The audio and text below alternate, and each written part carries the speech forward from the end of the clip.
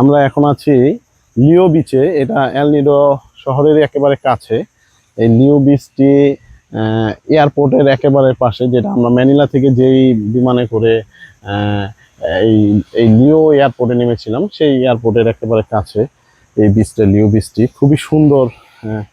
আহ, খুবই মানে পরিপাটি, গাছগাছালি সহ খুবই সুন্দর একটি বিচ।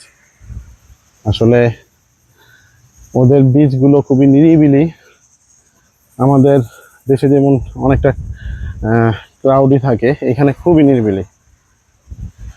বিভিন্ন দেশের টুরিস্টরা এখানে এই সমুদ্রে গোসল করেছে, এখন ওনারা আবার রেস্ট করছে।